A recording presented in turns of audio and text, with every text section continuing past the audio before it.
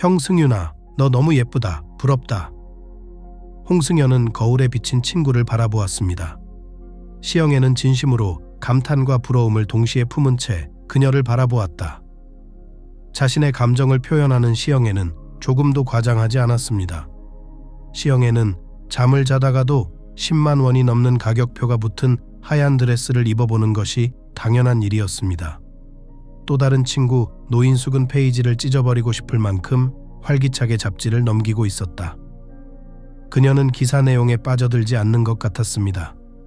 얼굴 표정에서 지금 상황이 달갑지 않고 여기 말고 다른 곳에 있고 싶다는 생각이 들었습니다. 홍승규는 다른 결혼식에도 이렇게 다른 하객들이 있는지 궁금했습니다. 대놓고 질투하는 사람도 있고 화를 내는 사람도 있고 신부를 위해 기뻐하는 사람은 단 한 명도 없으니까요. 어쩌면 세상이 다 그런 걸지도 모르죠. 어렸을 때는 몰랐는데 사실 사람들은 다른 사람을 위해 행복할 수 없다면 어떨까요? 그래도 그게 무슨 대수일까요? 홍승연 씨 자신도 행복하지 않았어요. 익모초를 마셨지만 심장은 두려움에 떨며 도망치고 싶다는 충동을 느꼈다. 그녀의 눈은 건강하지 않게 반짝였고 마음 한구석에는 뭔가 잘못되었다는 낙담하고 부담스러운 느낌이 자리 잡고 있었다. 그녀는 학창시절 칠판 앞에서 고의로 틀린 답을 냈을 때 비슷한 감정을 느낀 적이 있었습니다. 지금은 틀린 게 아니다. 홍승규는 정신적으로 스스로를 안심시켰습니다. 다른 방법이 없다. 모민재와 결혼할 수밖에 없다. 또 하나 이상한 것은 홍승규는 약혼자에게 이름과 중간 이름 외에는 아무것도 부를 수 없었다. 이제 그 버릇을 고쳐야 할 때가 된 것 같다. 형승윤이 계속 그렇게 부른다면 그는 별로 좋아하지 않을 것이다. 미용사가 머리를 손질하는 동안 홍승연은 계속 친구들을 쳐다보았다. 노인숙은 점점 더 침울해졌다. 얼마 지나지 않아 약혼녀에게 할 말을 다 할 것 같았고 실제로 그렇게 했다. 사광현도 오나요? 그녀는 퉁명스럽게 물었다. 홍승규는 얼굴을 붉혔다. 알레나는 열광적인 우와 아하 소리를 멈추고 노인숙을 놀란 눈으로 바라보았다. 왜요? 초대도 안 했는데 불쑥 나타나면 좀 이상할 것 같아서요. 안 그래, 형승윤? 용승균이 고개를 끄덕이자 미용사는 혀를 끌끌 찼다. 움직이지 마세요, 제발. 거의 다 됐어요. 근데 그 사람이 네 결혼식 소식은 알기나 해? 노인숙이 계속 물었다. 알아요, 형승윤이 마지못해 말했다. 그리고 당연히 내가 그 사람 초대 안 했어. 나 안 미쳤어, 그래. 결혼하는 사람을 생각하면 그렇게 생각하겠지. 시영애는 옆으로 고개를 돌려 미용사를 가리키며 무표정한 표정을 지었다. 홍승규는 그런 시영애에게 고마운 마음이 들었다. 사실 낯선 사람 앞에서 그런 대화를 나누는 것은 전혀 문제가 되지 않았다. 마음 같아서는 차라리 그런 대화를 하지 않았으면 좋겠다고 생각했다. 미용사는 일을 마치고 신부를 칭찬하며 자리를 떠났다. 이제 시영애가 기쁨을 표현할 차례였습니다. 세상에, 형님 너무 예뻐요. 동화 속에 나오는 진짜 공주님이라고 생각해보세요. 홍승연은 거울에 비친 자신의 모습을 보며 조심스럽게 고개를 끄덕였다. 예, 그녀는 아름다웠지만 이 아름다움은 차갑고 생기가 없어 보였다.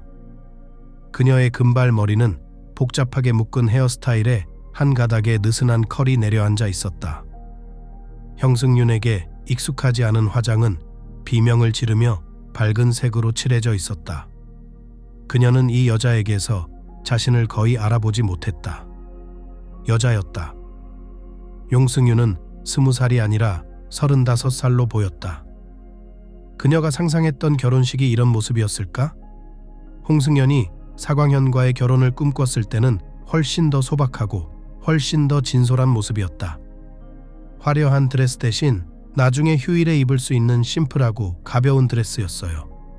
가벼운 꽃무늬 원피스. 머리핀과 머리핀이 많은 화려한 헤어스타일도 안 됩니다. 홍승연은 그냥 따하내리고 싶었습니다. 그렇게 했을 때 학교 남학생들은 인어라고 불렀고 무엇보다도 손님은 없고 가장 가깝고 소중한 사람들만 있었다. 시연계와 노인숙, 그리고 그녀가 일하던 가게의 여자아이들, 그리고 물론 그녀의 아버지.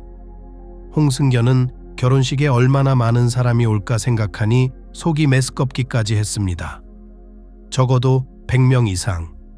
모두 상사나 중요한 사람들이었습니다. 홍승균의 동료들은 제외되었습니다. 그녀는 결혼식에 가장 친한 친구들만 초대할 수 있다는 사실과 아버지를 초대할 수 있다는 사실에 기뻐했습니다. 모든 것이 순조롭게 진행되면 곧 아버지를 안아드릴 수 있을 것 같았습니다. 중요한 것은 그날 저녁을 살아남는 것이었습니다. 그럼 사광현은 어때요? 노인숙이 다시 물었다.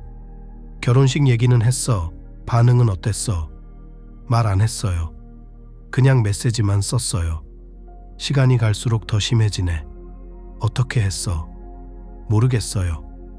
더 이상 SNS에 접속하지 않았고 전화가 와도 받지 않았고 아빠랑 같이 지내려고 집을 나간 적도 거의 없었어요. 홍승연은 부끄러워서 친구의 얼굴을 쳐다보지 않으려고 애썼다. 노인숙은 잠시 침묵을 지키더니 못된 것 같다고 말했다. 똑똑한 것 같아요. 시영애는 친구를 위해 일어섰는데 형승윤은 사광현과 어떤 삶을 살게 될까? 비좁은 아파트에서 살면서 2년에 한 번씩 휴가를 가겠지. 10년 후에는 사광현이 사범으로 승진하고 결혼 기념일에는 해외여행을 갈 수 있을 만큼 여유가 있을지도 모르죠. 하지만 아마도 30대가 되면 사광현은 주말 내내 소파에 앉아 맥주 한 잔을 들고 있는 지루한 남자로 변하고 형승윤은 그를 위해 보르시 만들기만 바쁠 겁니다. 로맨틱하네요. 이건 어때, 모민자애? 노인숙이 형승윤을 바라보며 물었다. 형승윤이랑은 무슨 일이 있는 거야? 시영애의 눈빛이 설렘으로 빛났다. 아, 모민재와는 좀 다르네요. 왜 나한테 물어봐? 알잖아. 내일 형승윤과 함께 이탈리아 로마로 가는 비행기에 오른다. 베니스, 곤돌라 얼마나 아름다울지 상상도 안 돼요. 알프스로 갈지도 모르죠. 여행이 아니라 동화 같은 여행이 될 거예요. 장담해요. 그리고 다시 돌아와서 형승연은 3층짜리 큰 저택에서 살 거예요. 모민자에는 형승윤의 모든 변덕을 다 받아주며 일하고 형승윤은 6시에 일어나 출근한 사실조차 잊어버릴 거예요. 저녁에는 모민재와 함께 맛집을 찾아 나갑니다. 주말과 휴일은 모민재가 해외 또는 적어도 다른 도시에서 그와 함께 보내게 될 것인데 인생이 아닌 것이 무엇일까요? 홍승견은 눈을 질끈 감았다. 친구가 하는 모든 말이 너무 애절하고 끔찍하게 들려서 울고 싶을 정도였다. 이게 앞으로의 삶이었을까? 모민재의 성공을 위한 그림의 부속물처럼 공짜로 봉사하는 것? 너무 잘 설명해줘서 고마워요. 노인숙은 냉정하게 말했다. 하지만 개인적으로는 보르시를 선택하겠어요.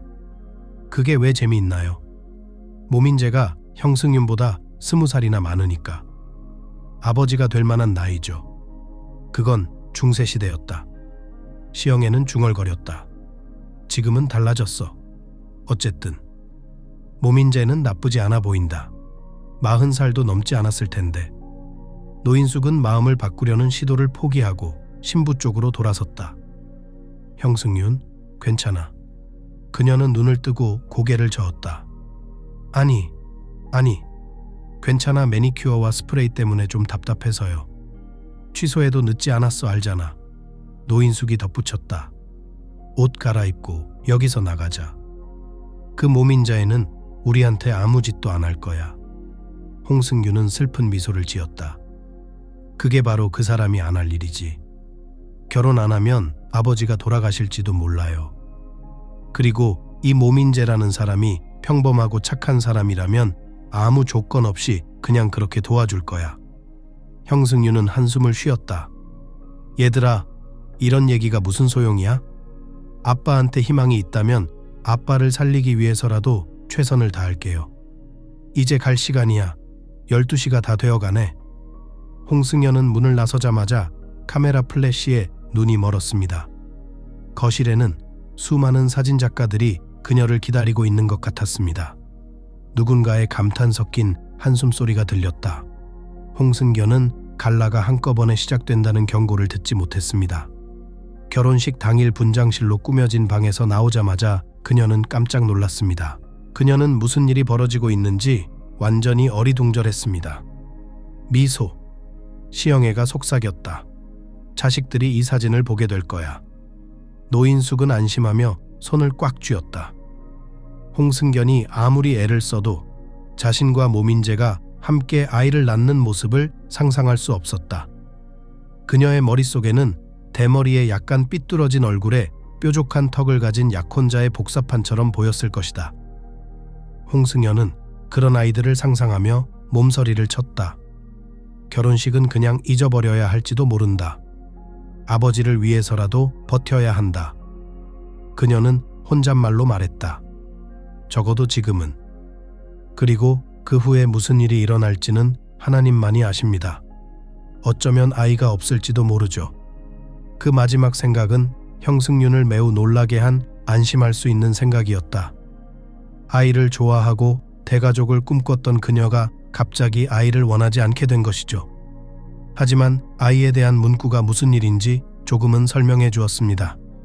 모민자에는 일부러 규칙을 바꿔서 홍승연 씨에게 자신의 집에서 옷을 입으라고 고집을 부렸고 그녀는 집에서 쫓겨나지 않아도 됐습니다.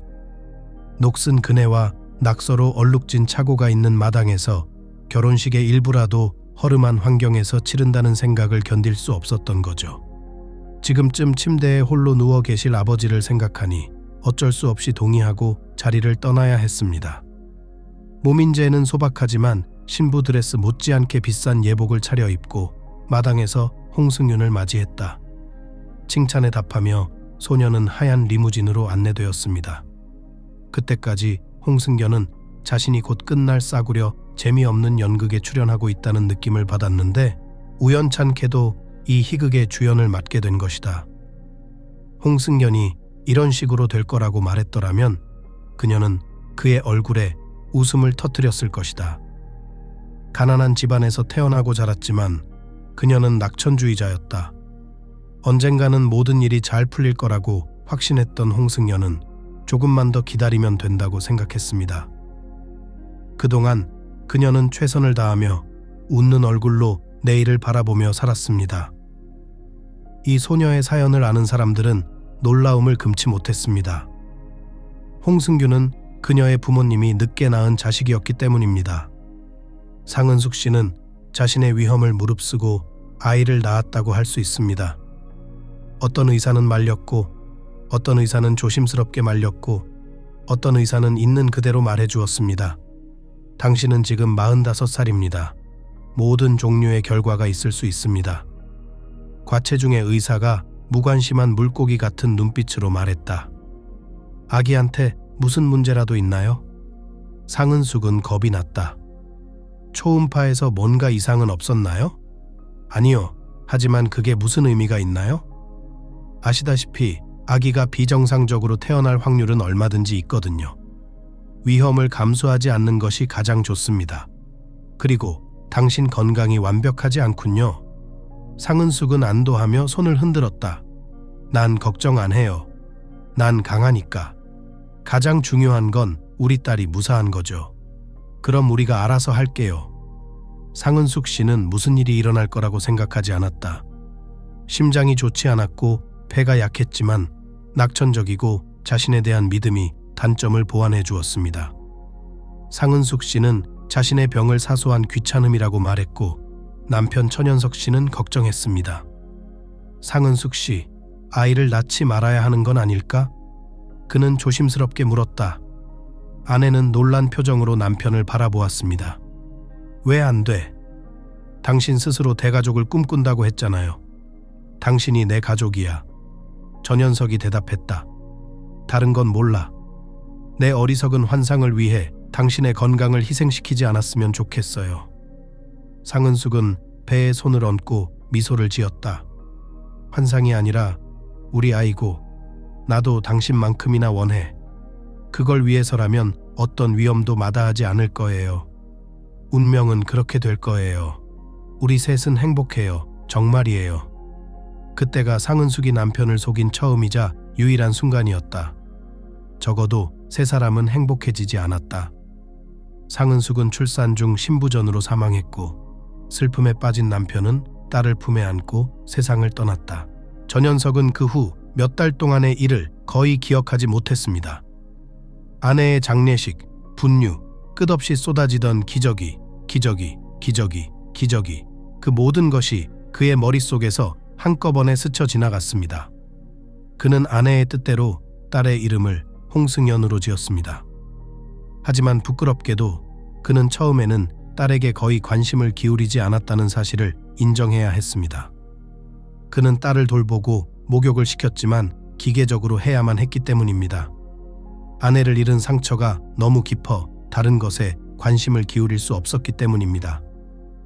홍승연이 생후 6개월이 되었을 때 딸에게 옷을 입히던 전현석 씨는 딸의 눈이 상은숙 씨와 똑 닮았다는 사실을 놀랍게도 알아챘습니다. 그리고 딸의 미소 또한 상은숙과 똑같았다. 이 깨달음은 전현석의 영혼에 무언가를 일깨워 주었습니다. 남의 자식처럼 마치 인형처럼 무심하게 딸을 대했던 것에 대해 먼저 죽은 아내 앞에서 부끄러움과 죄책감을 느꼈습니다. 그러다 상은숙을 닮은 딸을 보고 사랑에 빠졌습니다. 그리고 훗날 전현석은 형승연이 아내의 작은 복사본이 아니라 형승연과 같은 사람이었기에 정확히 언제 사랑에 빠졌는지조차 말할 수 없었다. 어렸을 적 홍승연은 자신의 삶이 다른 어린 소녀들과 다르다고 생각하지 않았다. 엄마가 없었지만 홍승규는 부모님 두 분을 모두 잃었다고 생각한 적은 없었습니다. 아버지가 그녀를 위해 모든 세상을 대신해 주었기 때문입니다. 전현석 씨는 공장에서 일하다가 시력이 나빠지기 시작하자 청소부로 취직했습니다.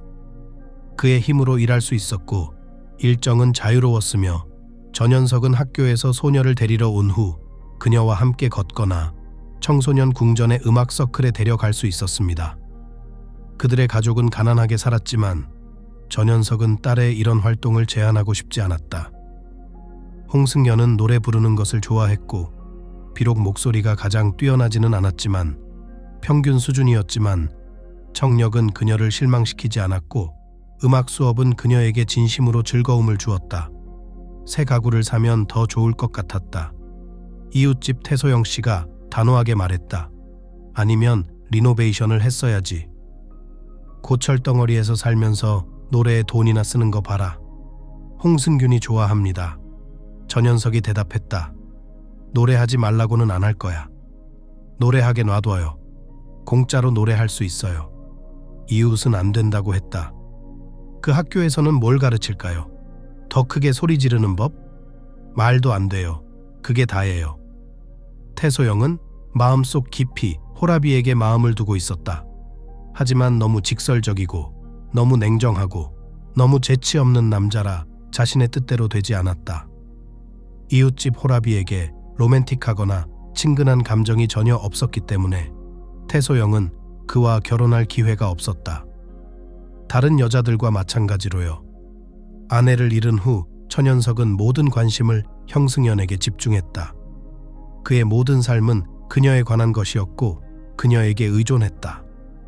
다른 여자와 바람을 피우고 새어머니를 집에 들이는 일은 생각조차 하지 않았다. 소녀는 아버지에게도 같은 방식으로 대답했습니다. 어린 시절 전현석이 먹이려던 오트밀을 고집스럽게 거부한 것 외에는 별다른 말썽을 부린 적이 없었다. 학교 성적도 나쁘지 않았고 평균 B학점을 받았고 수학을 싫어했지만 낙제는 한 번도 받지 않았고 아버지는 그 이상의 것을 요구하지도 않았습니다. 넌 내 송새야.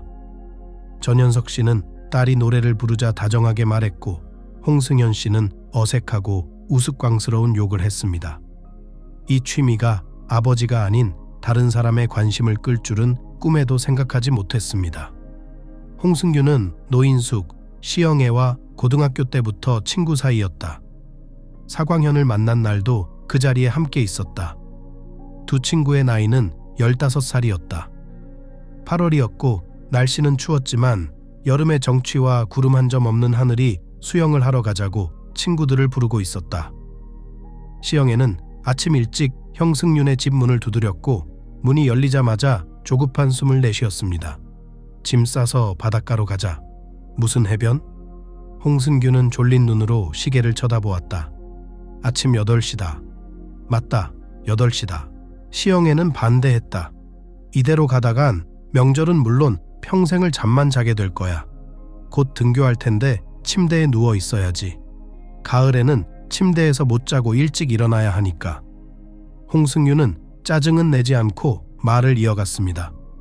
여름의 마지막 날 집에서 5 정거장 떨어진 야생 해변 한 조각과 레모네이드 한 병이라도 인생의 모든 것을 가져가야 한다는 친구의 지적을 인정한 것이죠. 지금 노인숙에게 전화할게요. 형승윤이 말했다. 시영애는 진지하게 고개를 끄덕였다. 일어나서 자고 있으니까 전화해. 홍승균이 준비를 하는 동안 그녀가 서둘러 계란을 프라이하고 아침을 먹는 동안 그녀의 마음속에는 즐거운 설렘이 천천히 그러나 확실하게 쌓이고 있었다. 그녀는 이번 여행에서 무엇을 기대하고 있는지 몰랐습니다. 여름 동안 수십 번이나 해변을 다녀와서 조약돌 하나하나를 다 알고 있었지만 아직은 몰랐습니다. 홍승연은 이날 뭔가 특별한 일이 일어날 것만 같았습니다. 자신의 인생을 뒤바꿀 기적이 일어날 거라고요. 어릴 때만 경험할 수 있는 그런 일 말이죠. 형승윤의 인생이 바뀔 것 같은 느낌이 들었습니다. 버스 정류장에서 노인숙 씨를 만났습니다. 친구들보다 일찍 도착한 노인숙은 단순히 해수욕장에 가는 것이 아니라 중요한 약속에 늦은 것처럼 보였습니다. 그게 노인숙의 특기였습니다. 그녀는 빵을 사는 것조차도 모든 것을 진지하게 생각했습니다. 홍승연은 그런 친구를 존경했고 같은 나이임에도 불구하고 노인숙을 언니 같은 존재로 생각했다. 안녕! 시영애가 큰 소리로 외치며 친구를 향해 손을 흔들었다. 얼마나 기다렸어요? 5분이요. 노인숙이 조심스럽게 대답했다. 버스가 막 출발했어요. 늦어서 미안해요. 또 한 대가 오는데 지난번보다 더 좋을지도 몰라요. 어떻게 더 좋을 수 있겠어요? 형승윤은 깜짝 놀랐다. 우리 동네는 다 똑같아. 낡고 덜컹거리는데. 민여우는 음흉하게 윙크를 하며 말했다. 잘생긴 남자가 더 많을 거라고. 알겠어? 친구들은 서로를 바라봤다. 노인숙이 조심스럽게 물었다. 왜 그래? 나는 항상 운이 좋기 때문에 이유를 모르겠습니다. 여름이 끝날 때 해변에 가면 나는 스위치 없이 떠나지 않습니다. 누군가를 만나야 하거든요. 이해하시겠어요? 우리 학교는 괴짜들로 가득해요. 노인숙은 피곤한 듯 눈을 굴렸고 형승윤은 수줍게 웃었다. 남자들과의 관계에 있어서는 시영애가 남들보다, 아니 적어도 친구들보다 앞서 있었다. 심지어 8학년 최민재와 사귈 뻔한 적도 있었지만 금방 끝났다고 합니다. 추민재는 생일날 부케를 살 돈을 마련하지 못했고 시영애는 그런 약혼자는 필요 없다고 생각했지만 그게 중요한 게 아니었습니다. 중요한 것은 시영애가 키스할 줄 안다는 것이었다. 홍승윤과 노인숙의 눈에 그것은 친구를 어른들과 대등한 위치에 올려놓은 성과였다. 홍승연 자신은 같은 반 친구들과만 어울렸고 그들은 그녀를 그저 평범한 소녀, 수많은 소녀 중 한 명으로 바라볼 뿐이었다. 연애를 해본 적이 없는 홍승연은 시영애의 열정에 조금은 겁이 났습니다. 너 누구 만나러 가니? 그녀는 친구에게 조심스럽게 물었다. 물론 이미 말했잖아요. 그러지 말자. 조용히 평화롭게 앉아있자. 암탈 파티를 할 거야. 우리는 여름 내내 매일 암탈 파티를 했다. 시영애가 말렸어요. 우리 셋은 늘 뗄래야 뗄 수 없는 인꼬 부부 같았어요. 아니, 그만할래요. 나 오늘 밤에 재밌는 거 할 거야. 두고 봐요. 노인숙은 먼저 버스에 올라탔고 홍승연에게 아무 짓도 안 할 테니 걱정하지 말라고 속삭였다. 왜 그렇게 생각하시나요? 시영애가 자기가 여왕이라고 생각할 수도 있으니까. 우리 학교 안에서만 여왕이지 학교 밖에서는 무슨 일이든 일어날 수 있잖아요. 시영애가 너무 예쁘다고 생각했던 홍승연은 그게 잘 설명이 되지 않았어요. 당돌하고 화려한 친구와는 달리 15살에 화장을 전혀 하지 않았고 기껏해야 13살에 깡마르고 각진 소녀처럼 보였던 형승연. 아버지 외에는 아무도 그녀를 아름답다고 생각하지 않았습니다. 하지만 홍승견은 이유 모를 경이로움을 느끼며 잠에서 깨어났습니다. 이날 모든 것이 결정적으로 그리고 돌이킬 수 없게 변할 예정이었기 때문입니다. 여름이 막바지에 접어들고 있던 그날 아침 해변은 한산했습니다.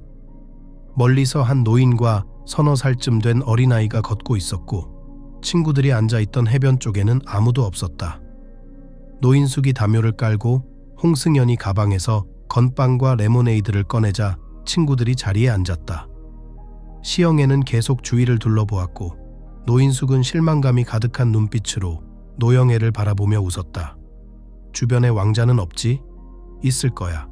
시영애는 중얼거렸다. 당연히 있겠지. 하지만 여기는 아니고 오늘은 아니야. 이제 앉아서 얌전한 표정을 짓는 게 좋을 거야. 분기에서 F를 받은 것 같으니까. 시영애는 여전히 불쾌한 표정이었지만 순순히 순종하고 자리에 앉았다. 홍순규는 레모네이드를 건네며 시영애의 어깨에 팔을 감쌌다. 너무 화내지 마세요. 우리는 서로를 알아가려고 온 게 아니라 휴식을 취하려고 온 거잖아요. 하나가 다른 하나를 배제하지 않아요. 이런 행동 그만두지 않으면 지루하다고 할 거야. 형승윤한테 경고했어. 나와 노인숙을 지루하게 하는 건 당신과 어울리지 않는다고. 시영애는 이제야 인상을 찌푸리지 않고 킥킥 웃었다. 내가 왜 바로 알아차리지 못했을까? 노인숙이 곁에 있는 건 정말 불행한 일이다. 너무 진지해서 남자들이 멀리서도 감지하고 사방으로 흩어질 정도였으니까요. 노인숙은 그 말에 무심했다. 그녀는 시영애의 수다를 듣는 것 이상도 이하도 아니었고 해변에서 수상한 지인들을 사귀는 것에는 더더욱 관심이 없었다.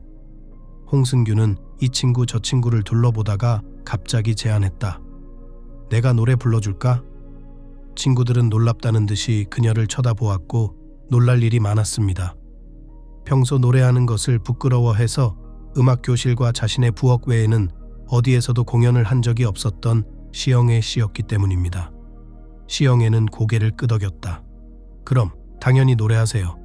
우리도 오래전부터 듣고 싶었는데 그동안 참으셨잖아요. 타이타닉에 나오는 노래 한번 불러볼래요? 형승윤은 쑥스러워했다. 안 될 것 같아요. 제가 영어를 잘 못하는 거 알잖아요. 그리고 현대 노래도 잘 못해요. 그거 알아요? 시영애가 깜짝 놀랐어. 무슨 노래야? 러시아 민요? 홍승윤은 고개를 끄덕였다. 시영애는 웃었다. 그럼 안 돼요. 안 했으면 좋겠어. 우리 아버지가 술 취하면 부르는 그런 노래야. 집에도 충분히 있어요. 가만히 홍승윤을 바라보던 노인숙이 갑자기 이의를 제기했다. 듣고 싶어요. 노래 좀 해봐요. 정말 하고 싶어요? 용승규는 감히 입 밖으로 꺼낸 것을 벌써 후회하는 듯 수줍게 물었다. 농담하는 거 아니지? 시영애는 농담의 달인이지만 나는 진심이다. 노래. 홍승연은 결심을 잃지 않으려고 친구들의 시선을 피했지만 물만 바라보며 한숨을 내쉬었다. 그녀는 아니었다. 음악학교 선생님은 진정한 가수는 어디서든 어떤 관객 앞에서든 공연을 두려워해서는 안 된다고 학생들에게 늘 강조했습니다. 홍승연은 자신이 대단한 예술가라고 생각하지 않았지만 눈앞의 관객은 어릴 적부터 알고 지내던 소녀들이 아니었습니다. 왠지 모르게 낯선 사람들 앞에서 공연하는 것보다 더 무서웠다. 소녀는 한숨을 쉬며 눈을 감고 노래를 불렀다. 소녀가 부르고 있던 노래는 얼마 전 지나간 슬픈 옛사랑의 노래로 형승윤의 가슴을 먹먹하게 만들었던 노래 중 하나였다. 영원히 이별한 청년과 소녀의 사랑에 대한 노래였습니다. 홍승연은 사랑을 해본 적이 없었지만 왠지 모르게 여주인공의 마음을 정확히 알고 있었고 그 노래에 진심을 다했습니다. 친구들은 조용히 듣고 있었고 노래가 끝날 무렵 홍승연은 친구들이 견디지 못하면 도망갈 것 같다는 의심을 품었다. 크게 실망할 줄 알고 조심스럽게 눈을 떴지만 친구들은 마치 처음 본다는 듯이 형승윤을 바라보고 있었습니다. 그녀는 수줍은 미소를 지으며 물었다. 그래서 어떻게 생각하세요? 멋지다. 시영애는 중얼거렸다. 형 승윤아, 너 진짜 잘한다. 너 진짜 잘한다. 노인숙이 확인했다. 너한테 그런 재능이 있는 줄 몰랐어. 왜 한 번도 우리한테 노래 안 했어? 홍승규는 대답할 시간이 없었다. 옆 어디선가 박수가 터지고 한 남학생의 목소리로 브라보. 여학생들은 깜짝 놀라 저쪽을 바라보았다. 갈대 뒤편에서 낚싯대를 손에 든 거무스름한 소년이 소녀들을 바라보고 있었어요. 갈대 때문에 그들은 그를 알아차리지 못했습니다. 그들은 해변에 아무도 없다고 생각했습니다. 시영애는 놀란 마음을 추스르고 그를 손가락으로 가리키며 비난했다. 그는 엿듣고 있었다. 노인숙이 옆구리를 슬쩍 건드렸다. 뭐 하는 거야? 엿듣는 게 아니라 듣는 거지. 그게 노래잖아요. 숨어 있었다면 듣고 있었던 거지. 시영애는 열등감이 없었는데 왜 나타나서 우리한테 다가오지 않는 거지? 최근 남자에 대해 수다를 떨던 그녀였지만 낯선 남자가 첫눈에 올레나를 좋아하지 않는 건 분명했다. 홍승견은 그녀의 말에 조금도 신경 쓰지 않고 거무스름한 소년을 바라보며 자신의 얼굴이 붉어지는 것을 느꼈다. 그도 그녀에게서 눈을 떼지 않았다. 노래 정말 잘했어. 남자가 말했다. 고마워요. 우리 할머니도 합창단에서 노래를 하셨어요. 이런 거에 소질이 있는 거 알아요. 형승윤은 할 말을 찾지 못했다. 부끄러움이 극에 달한 상태였다. 반면 시영애는 안타까운 듯 쉿소리를 냈다. 뭐야? 너 전문가잖아. 덤불 속에서 뭐 하고 있었어? 남자는 시영애를 쳐다보지도 않고 낚싯대를 머리 위로 들어 올렸고 이제야 왜 친구들이 그를 알아차리지 못했는지 알 수 있었다. 낚시꾼들은 보통 조용한 편이라 그처럼 보호색 티셔츠를 입은 사람은 원하지 않는 이상 눈에 띄지 않았다. 시영애는 다른 말을 하고 싶었지만 노인숙이 다시 한 번 더 세게 옆구리를 밀쳤다. 시영애의 표정에서 알 수 있는 것보다 더 많은 것을 깨달은 것 같았다. 홍승윤의 생각과 감정은 엉망이었다. 모르는 남자에게, 그것도 같은 반 친구에게 이렇게 쉽게 말을 걸어본 적이 없었고 그를 위해 노래를 불러준 적은 더더욱 없었다. 홍승견은 낯선 남자에게서 최대한 빨리 도망치고 싶다는 생각과 노래가 마음에 드는지 물어보고 싶다는 완전히 상반된 두 가지 충동을 동시에 느꼈다. 노인숙은 시선을 이쪽에서 저쪽으로 옮기며 시영애의 팔을 잡아당겼다. 마스카라가 번졌어. 뒤로 물러나자. 내가 고쳐야겠어. 시영애는 놀란 눈으로 그녀를 바라보았다. 왜요? 내 가방에 거울이 있거든. 여기서 볼 수 있어요. 노인숙은 의미심장한 눈썹을 치켜 올리며 남자를 향해 고개를 끄덕이더니 대답을 기다릴 새도 없이 자리에서 일어나 시영애를 힘껏 끌어당겼다. 그 힘은 어디서 나온 것일까? 노인숙은 늘 가늘고 창백하고 날아갈 것 같은 여자였지만 친구를 위해서라면 무슨 일이든 할 수 있는 여자였다. 생애 처음이자 유일하게 중매쟁이 역할을 했는데 그것이 좋은 일인지 나쁜 일인지 아무도 알 수 없었다. 그러지 말았어야 했는데. 홍승견은 결혼식 준비 과정을 지켜보던 친구에게 속삭였다. 등기소에서 온 단정한 차림의 여자가 신랑 측 증인과 무언가 이야기를 나누고 있었는지 아니면 그냥 시시덕거리고 있었다. 근처에 있던 낯선 두 사람이 다른 사람의 드레스에 대해 이야기를 나누고 있었는데 그 드레스는 명백히 맛없고 가짜였다. 아무도 홍승연의 속삭임을 듣지 못했고 노인숙도 바로 알아듣지 못했다. 무슨 소리야? 내가 무슨 짓을 한 거야? 저번에 해변에서 사광현 만나게 도와주지 않았으면 좋았을 텐데, 그럼 미녀운이 쫓아냈을 테고 모든 게 잘 풀렸을 텐데. 노인숙은 깜짝 놀라 눈썹을 치켜 올렸다. 알았어? 그럼 사랑하는 사람을 잃은 게 좋은 일이라고 생각해요? 지금보다는 그때가 낫지. 그렇게 아프진 않았을 거야. 아직 포기해도 늦지 않았어요. 노인숙은 화려한 아치형 통로와 산책하는 하객들의 꽃, 숨이 막힐 듯 답답한 식당홀을 보며 고개를 끄덕이며 말했다. 홍승연은 모민재가 왜 여름인데 이런 곳에서 결혼식을 하기로 했는지 몇 번이고 궁금해했다. 밖은 날씨가 좋은데 실내에 앉아 있는 건 죄악이라고 생각했다. 아니, 그녀는 고개를 저었다. 너무 늦었다.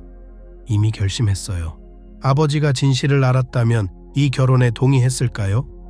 그 대가로 자기 목숨을 사게 놔두셨을까요? 아버지의 목숨을 사는 게 아니라 구하는 거죠. 네 경우도 마찬가지야. 홍승연이 아무 대답을 하지 않자 노인숙은 목소리를 더욱 낮추며 말했다. 사광현을 배신하고 있잖아. 사광현이 어떻게 느낄지 생각해봐. 홍승연은 고개를 세차게 흔들어서 단정한 머리카락이 거의 다 흩어질 뻔했으니 그것도 잘한 일일지도 모르겠다. 조만간 사광현은 그런 배신자가 아닌 나보다 더 좋은 여자를 만나게 될 거야. 그리고 행복해지겠지. 신은 자비를 베푸신다. 그런 말인 것 같다.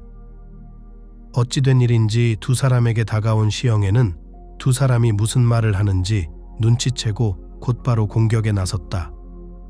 시영애는 노인숙에게 가만히 있으라고 말했다. 형승윤 말이 맞아. 과거에 이미 이를 그르쳤으니 이제라도 조용히 살게 해줘야지. 홍승규는 근처 테이블에서 샴페인 한 잔을 가져와 거품이 부글부글 끓는 것을 바라보았다. 시영애의 비난은 억울했다. 그녀는 완전히 평온함을 느꼈다. 앞으로 일어날 일은 일어날 것이고 미래의 배우자에 대한 혐오감도 억누를 수 있을 것 같았다. 홍승연은 사광현을 처음 만났던 날을 떠올렸다. 친구들은 모두 떠났고 둘 사이에 대화가 시작되었습니다. 처음에는 사광현도 어색한지 수줍어하다가 점점 활기를 띠기 시작했습니다. 홍승규는 사광현이 인근 학교에 다니고 할아버지와 함께 살고 있으며 축구와 낚시를 좋아한다는 사실을 알게 되었습니다. 그의 부모님도 형승윤의 어머니처럼 몇 년 전에 돌아가셨고 그게 두 사람의 유일한 공통점이었습니다. 언뜻 보기에는 노래와 꿈을 가진 가냘프고 통통한 홍승연과 덥수룩한 머리의 이 남자는 공통점이 없을 것 같지만 한 번 이야기를 시작하면 멈출 수 없는 사이가 되었습니다. 노래 좋아하세요? 용승윤은 자신이 제대로 질문한 건지 궁금해하며 물었다. 그는 기분 나빠할지도 몰랐다. 노래를 좋아하는 남자아이는 많지 않으니까요. 적어도 홍승균이 다녔던 음악학원에는 남학생보다 여학생이 훨씬 더 많았다. 사광현은 고개를 저었다. 저요? 아니요, 그래도 노래하는 거 좋아해요. 아까도 말했지만 우리 할머니가 노래를 하셨어요. 할머니가 방송에 나가서 노래하는 모습을 보여줬으면 좋겠다고 생각했는데 너도 노래를 잘하잖아. 할머니가 돌아가신 후로 당신만큼 노래를 잘하는 사람을 본 적이 거의 없어요. 아첨하지 않고 진솔하게 말하는 것 같았어요. 형승윤이 정말 유쾌해졌어요. 그럼 축구하는 모습도 보고 싶어요. 그녀가 말했다. 그건 불공평하니까. 내가 노래하는 건 들어봤지만 뛰는 건 한 번도 못 봤다고요. 사광현은 변명하지 않고 그냥 말했다. 자, 오늘 요밥시에 우리 학교 운동장으로 와요. 우리 팀이 이길 거라고는 생각하지 마세요. 골키퍼가 자전거에서 떨어져서 다리가 부러졌어요. 주 공격수가 바다에서 휴가 중이라 좋은 경기가 되진 않을 거예요. 그래도 저는 갈 거예요. 경기를 보고 싶어요.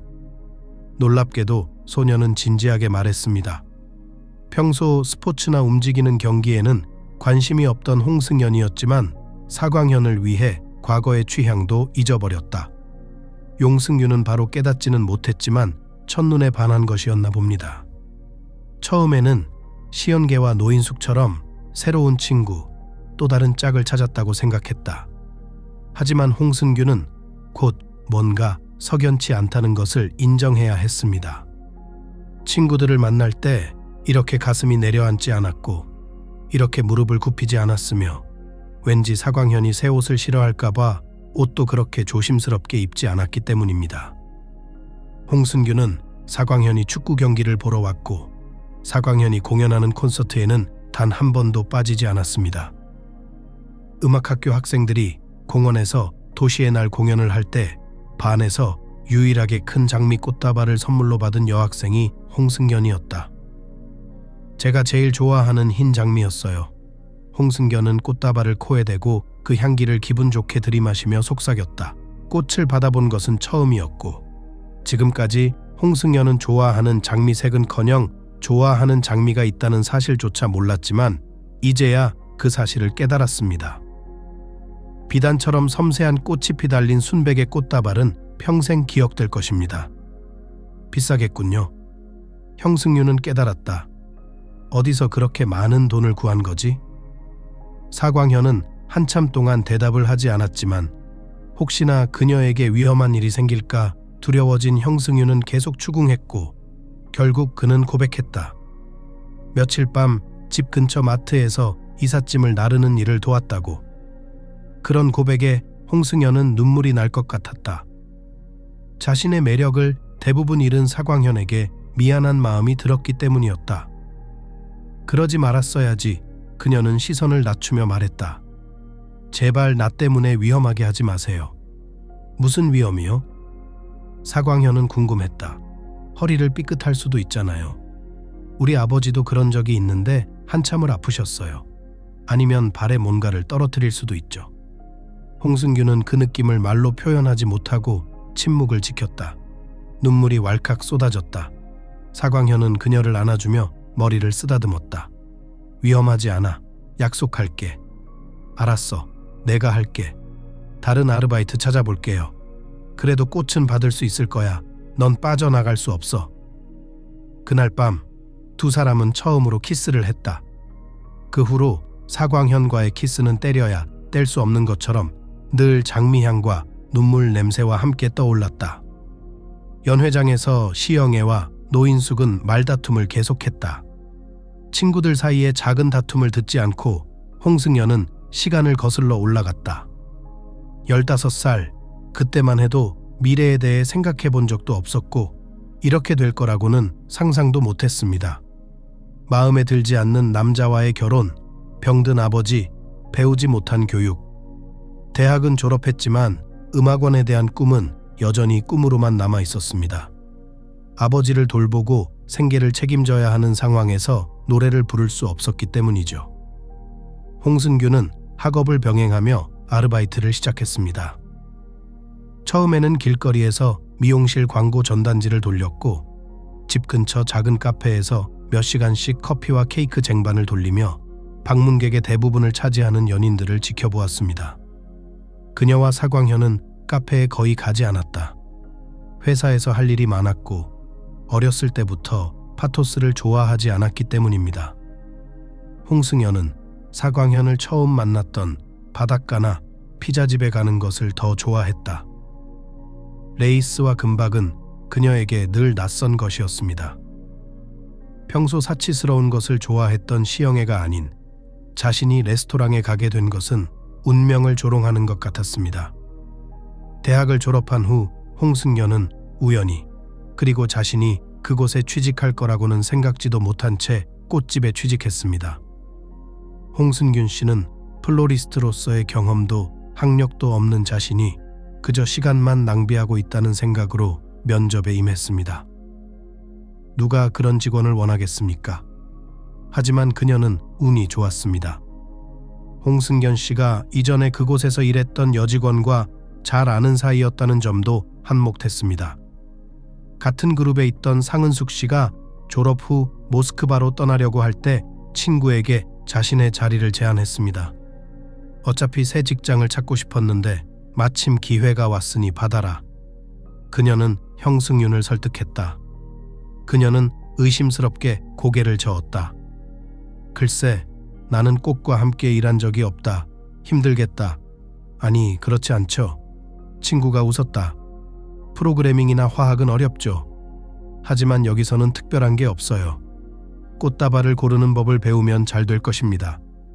당신은 꽃과 향기 사이에서 아름다운 곳에서 일할 것입니다. 모든 소녀들의 꿈이죠. 홍승연은 불확실하게 어깨를 으쓱했다. 꽃을 좋아하긴 했지만 꽃다발을 꺾는 일은 꿈꿔본 적이 없었기 때문입니다.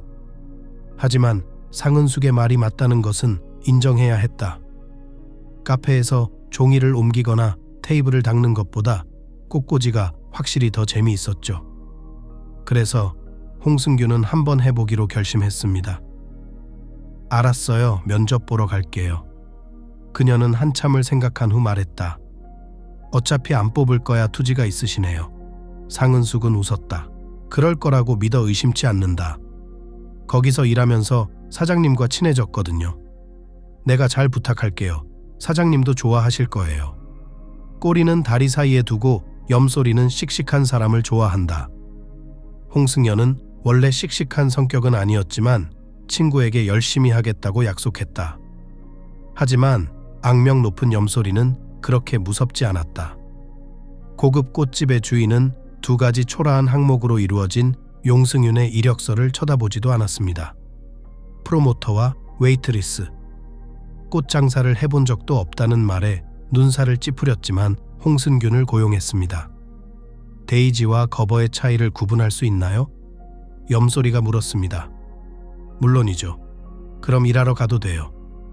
머리만 있으면 나머지는 여자애들이 가르쳐 줄 거예요. 그렇게 홍승균은 가게에서 일을 시작했습니다. 특히 처음에는 쉽지는 않았지만 소녀는 금방 익숙해졌고 꽃다발 만드는 법을 배웠고 꽃을 고르는 법을 배웠습니다. 그리고 그녀는 고객을 좋아했습니다. 대부분 긍정적인 사람들이었고 휴가를 기대하거나 희망이 없는 로맨틱을 기대하는 사람들이었습니다. 홍승규는 그들을 보며 마음이 따뜻해졌습니다. 사광현은 그녀의 일 얘기를 듣고 농담 반 진담 반으로 화를 냈습니다. 이제 꽃에 놀라면 안 되죠? 그가 말했다. 플라워 퀸, 선물용 꽃은 독창적인 걸로 만들어야지. 왜 안 되겠어? 데이지를 줘요, 데이지? 사광현은 깜짝 놀랐다. 들판에 가서 구해와야 할까? 어렵지 않아요. 형승윤이 웃었다. 쫓아가는 게 아니라 그들에게로. 일요일에 시내를 벗어나자. 오래전에 근처에 아름다운 곳이 있다고 말씀하셨잖아요. 거기로 가자. 사광현은 형승윤만큼이나 자연을 사랑했다. 그래서인지 그의 눈빛도 반짝반짝 빛났다. 당연히 가야지. 그럼 일요일 아침 9시에 형네 집에서 만나자. 샌드위치 만들어서 소풍 가자. 하지만 그들의 계획은 실현되지 못했습니다. 토요일 저녁부터 비가 내리기 시작해서 아침까지 비가 내렸기 때문입니다. 홍승규는 다음 주말, 사광현은 일주일 뒤 출근을 했는데 자동차 정비소에서 일하다 보니 데이트를 꿈꾸는 젊은이들에게는 매우 불편한 스케줄을 소화해야 했습니다. 시간이 흐르고 여행의 기억이 희미해지던 어느 날 홍승규는 모민재를 만났습니다. 그녀와 사광현의 나들이를 망쳤던 그날만큼이나 회색빛으로 음산한 가을날이었다. 홍승연은 장미를 다듬으며 자신도 모르게 그녀와 사광현의 과거를 떠올렸다. 생애 처음으로 스타가 된 기분을 느꼈던 콘서트. 소심했던 남자친구의 진심 어린 고백이 장미꽃을 통해 떠올랐다. 초인종이 울리자 홍승연은 생각에 잠겨 있다가 공손하게 미소를 지으며 방문객을 향해 고개를 돌렸습니다. 안녕하세요. 그는 영화에서나 볼 수 있는 고가의 정장에 넥타이를 맨 40대 남성이었다. 그는 홍승윤을 쳐다보지도 않고 무언가를 중얼거리며 창문을 바라보기 시작했다. 뭐 좀 보여드릴까요? 잠시 멈칫하던 홍승균이 물었다. 물론이죠. 남자는 흔쾌히 허락했다. 사업 파트너에게 줄 꽃다발이 필요해요. 비즈니스 파트너가 여성인가요? 당연하죠. 남자한테는 꽃을 사지 않아요. 저는 그냥 확인만 하고 있었는데 형승윤 씨가 혹시나 해서 웃었습니다. 일하면서 이런저런 케이스가 많았거든요. 파트너분은 몇 살이세요? 남자는 어깨를 으쓱하며 50이 넘었든 50이 넘었든 상관없다고 했다. 중요한 것은 그녀가 나쁜 년이라는 것입니다. 웃는 것이 쉽지 않았지만 형승윤은 억지로 웃었다. 이름이 요구했다. 진열장으로 걸어가면서 그녀는 오늘 아침에 고른 꽃다발을 가리켰다. 파트너에게 흰 백합을 선물하면 어떤 기분이 드시나요? 세련되면서도 우아한. 남자는 마침내 형승윤을 바라보며 천천히 고개를 끄덕였다. 저한테 어울릴 것 같아요. 홍승규는 여전히 고객의 시선을 느끼며 진열장에서 꽃다발을 꺼내 늘어진 꽃본 꼬리를 고치고 리본을 달았습니다. 그러는 동안 손님은 그녀를 뚫어져라 쳐다보더니 물었습니다. 커피 한 잔 드릴까요? 이곳의 관례인 것 같습니다. 홍승연은 당황스러웠고 실제로 손님에게 차나 커피 한 잔을 권하는 관습이 있었지만 꿈에 잠긴 소녀는 그것을 완전히 잊어버렸습니다. 네, 물론 지금은요. 어떤 종류의 커피를 좋아하세요? 그리고 설탕이나 크림은 맛을 망칩니다. 커피를 만드는 동안 소녀는 구매자의 시선을 계속 느꼈습니다. 왜 저렇게 쳐다보는 걸까? 그녀는 마음속으로 생각했습니다. 몹시 불안했습니다. 그녀는 얼굴에 친근한 표정을 유지하려고 애쓰며 그에게 커피 한 잔을 건넸습니다. 여기요. 고맙습니다. 남자는 한 모금 마시고는 갑자기 물었습니다. 여기서 일한 지 얼마나 되셨나요? 2달이요. 그럴 줄 알았어요. 남자는 고개를 끄덕였다. 왜요? 홍승균이 감히 물었다. 2달 동안 일하는 플로리스트들은 모두 얼굴에 특별한 표정이 있나요? 손님은 고개를 저었다. 아니요, 3개월 전쯤에 마지막으로 왔을 때 홀에 있던 여자가 달라서요. 그리고 저희는 교대로 일하거든요. 홍승연 씨는 점점 더 낯선 손님이 마음에 들지 않는다고, 왜 꽃을 고르는 게 아니라 쳐다보는 것 같냐고 정중하게 말을 건넸다. 손님은 이 말에 아무 말도 하지 않고 커피를 한 모금 더 마시고는 갑자기 자신을 모민재라고 소개했습니다. 홍승규는 무슨 말을 해야 할지 몰랐습니다. 살롱에 적힌 규칙에는 고객이 영업사원과 친해지고 싶을 때를 어떻게 해야 하는지에 대한 내용이 없었기 때문에 그녀는 홍승균에게 그냥 대답만 했습니다. 모민자에는 그녀의 대답을 메모하며 고개를 끄덕이더니 갑자기 말했다. 꽃다발을 하나 더 받을게요. 예? 어떤 거요? 홍승규는 조금 놀란 표정으로 물었다.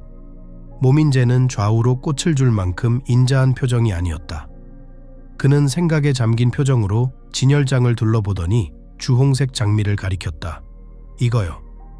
홍승규는 무의식적으로 2개의 꽃다발을 손에 든 모민재가 어떤 모습일지 궁금해졌다. 그의 외모는 한 송이로도 충분하지 않았다. 나이를 알 수 없는 거칠고 약간 연약한 남자. 어떤 로맨티스트일지 용승유는 섣부른 결론을 내렸을지 모르지만 어쩌면 모민자에는 친척, 예를 들어 어머니를 위해 꽃을 사고 있었을지도 모른다. 홍승연은 모민재가 꽃다발을 건네자 자신의 판단이 얼마나 잘못된 것인지 깨달았습니다. 이건 당신을 위한 거예요. 저한테요? 홍승규는 깜짝 놀라 물었다. 왜요? 여자들이 왜 꽃을 받는다고 생각해요? 기분 좋으라고 받아. 홍승규는 어색하게 꽃을 받아들었다. 그녀는 꽃다발을 받고 기쁨을 느끼지 못했습니다. 끝없는 놀라움에 가까웠다. 이제 가봐야겠다. 모민자에는 컵을 옆으로 치우고 일어섰다. 꽃을 줘야지. 젠장. 좋은 하루 되세요. 홍승균이 중얼거렸다.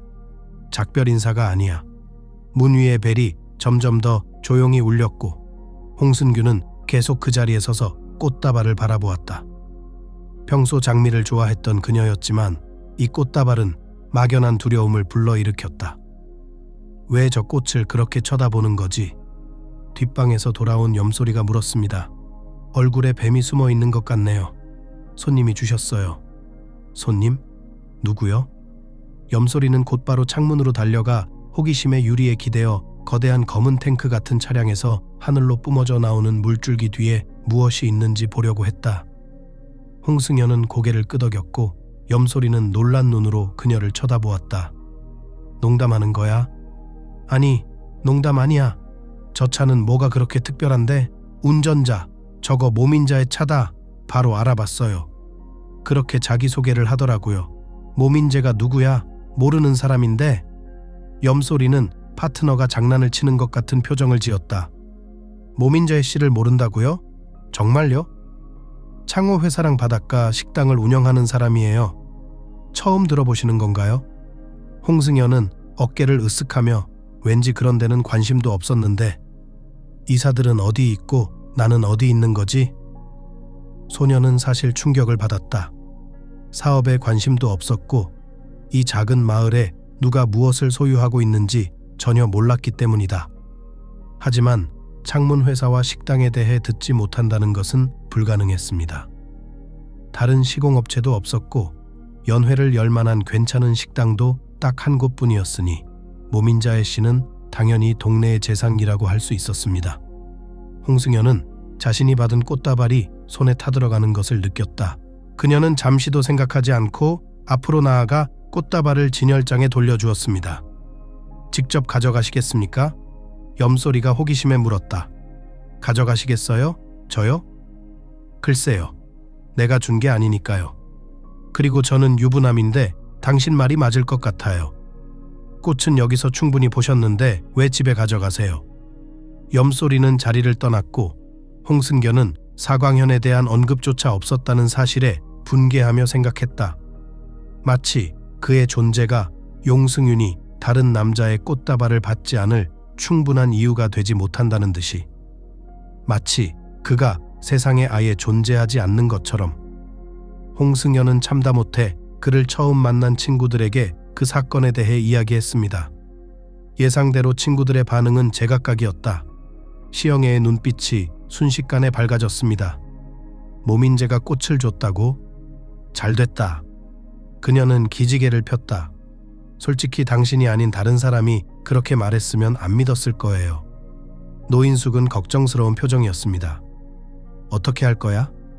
그녀는 불안한 표정으로 형승윤의 얼굴을 바라보며 물었다. 모르겠어요. 아무것도. 어떡하지? 아마 안 돌아오겠지.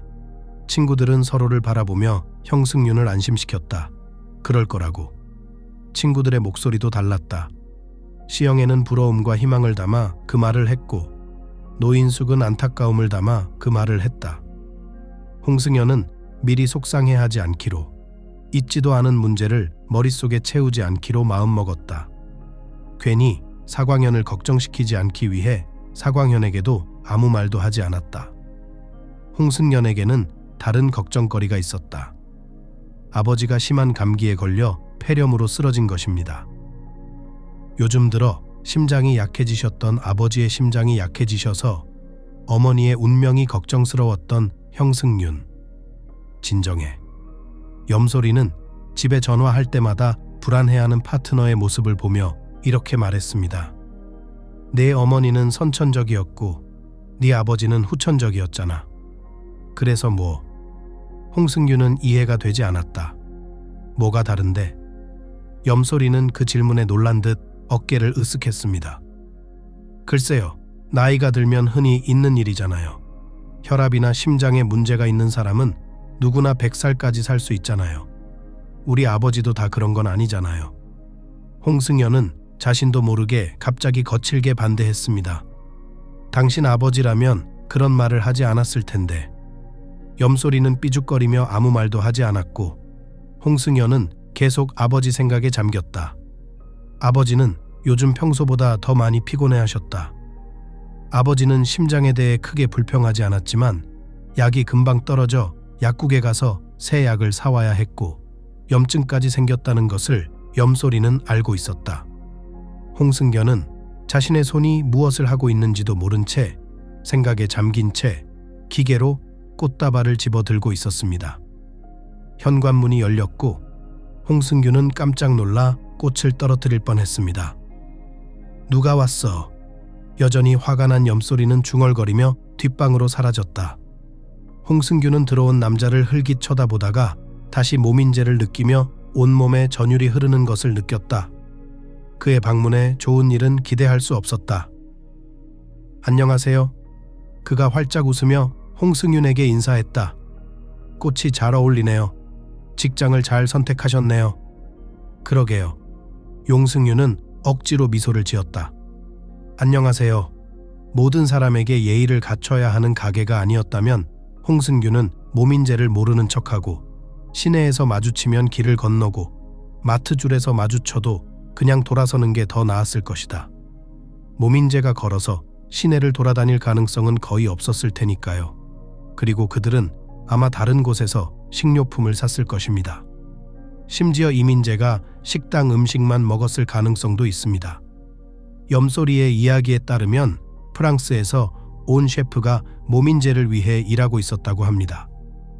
홍순규는 어리석고 원망스러운 소녀가 아니라 프로라고 스스로를 설득하며 동업자에게 또 꽃다발이 필요했냐고 물었습니다. 네, 하지만 파트너를 위한 건 아니었어요. 오늘은 제 사촌의 생일이에요. 택배를 보내서 꽃을 가져다 주면 안 될까요? 홍승균이 물었습니다. 물론 정신적으로는요. 무례하게 굴고 싶지 않았기 때문이다. 누나가 어떤 꽃을 좋아하는지 아세요? 그녀가 물었다. 모민자에는 잠시 생각했다. 어떤 꽃을 추천할까요? 생각해 봅시다. 누나가 몇 살인지 말씀해 주시겠어요? 그리고 일반적으로 무엇을 좋아하나요? 취미가 뭐예요? 모민재가 웃었다. 취미? 없는 것 같아요. 미용실과 가십 빼고요. 그건 중요하지 않아요. 자신을 위해 어떤 종류의 꽃을 선택하시겠습니까? 장미요. 망설이던 홍승규는 사실이 아닌데도 그렇게 대답했습니다. 모민재는 사광현이 인생에서 가장 소중한 선물을 준 콘서트의 기억이 새록새록 떠오르는 듯했다. 손을 맞잡은 그녀는 먼지 쌓인 꽃을 훨씬 더 좋아했다. 그래서 지난번에도 그랬죠. 모민재가 해명했다. 맞아요. 하지만 솔직히 그 꽃다발을 진열장으로 돌려보냈어요. 홍순규는 고백했다. 기분 나쁘게 듣지 않았으면 좋겠어요. 이번에는 모민재가 한참을 침묵하다가 물었다. 왜 그렇게 하셨는지 이유를 알 수 있을까요? 저 약혼자가 있어요. 그녀는 왠지 모르게 얼굴을 붉히며 말했다. 모민자에는 그녀의 말에 별다른 감흥이 없었다. 나 결혼했어. 그는 무심하게 어깨를 으쓱하며 말했다. 2번이나. 그게 무슨 대수냐고. 홍승연은 상관없다고.